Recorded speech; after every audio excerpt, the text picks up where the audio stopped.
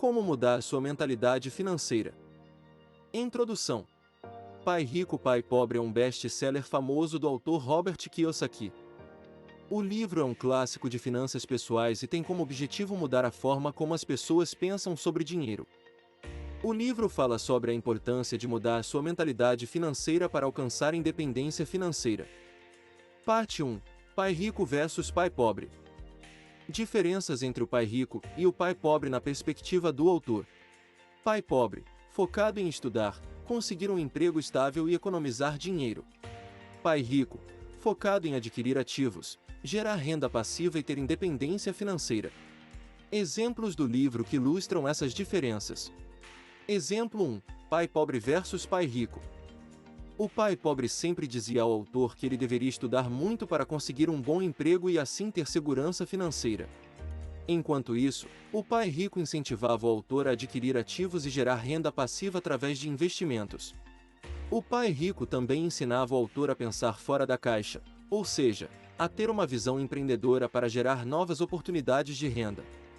Com isso, o autor aprendeu que ter um emprego estável não é suficiente para alcançar a independência financeira e que é preciso adquirir ativos e gerar renda passiva. Exemplo 2. O valor dos ativos e passivos. O pai pobre acreditava que a casa própria era um ativo, enquanto o pai rico explicou ao autor que a casa própria é um passivo, já que gera despesas e não renda. Além disso, o pai rico ensinou o autor a entender a diferença entre ativos e passivos e como adquirir mais ativos para gerar mais renda passiva.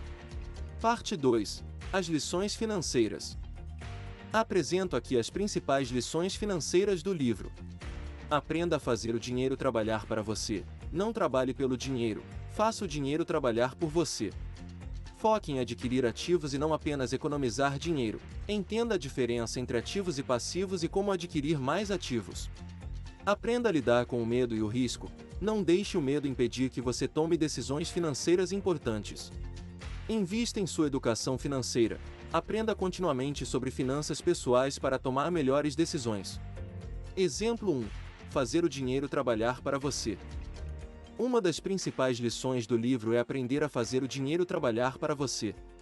Isso significa investir em ativos que gerem renda passiva, como imóveis, ações, fundos de investimento, entre outros. Um exemplo de como fazer o dinheiro trabalhar para você é investir em imóveis para aluguel. Assim, você recebe uma renda mensal sem precisar trabalhar ativamente. Outro exemplo é investir em ações de empresas que pagam dividendos. As empresas que pagam dividendos distribuem parte dos lucros aos acionistas, o que pode gerar uma renda passiva ao longo do tempo.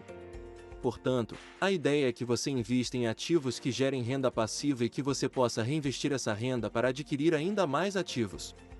Exemplo 2. Lidar com o medo e o risco. Muitas pessoas têm medo de investir seu dinheiro, principalmente por causa do risco envolvido. Porém, o livro Pai Rico, Pai Pobre ensina que é importante aprender a lidar com o medo e o risco para alcançar a independência financeira. Uma das formas de lidar com o medo e o risco é investir em diferentes tipos de ativos e diversificar a carteira de investimentos. Dessa forma, caso um investimento não dê certo, você terá outros que podem compensar essa perda. Outra forma de lidar com o medo e o risco é buscar conhecimento sobre finanças pessoais e sobre os investimentos em que você pretende investir. Quanto mais você conhece sobre o assunto, mais seguro se sentirá ao tomar decisões financeiras importantes. Parte 3. Como aplicar as lições financeiras na prática. Como aplicar as lições financeiras do livro na prática. Invista em sua educação financeira, leia livros, assista a vídeos e cursos sobre finanças pessoais. Identifique seus ativos e passivos, faça uma lista de seus ativos e passivos e entenda como eles afetam sua renda.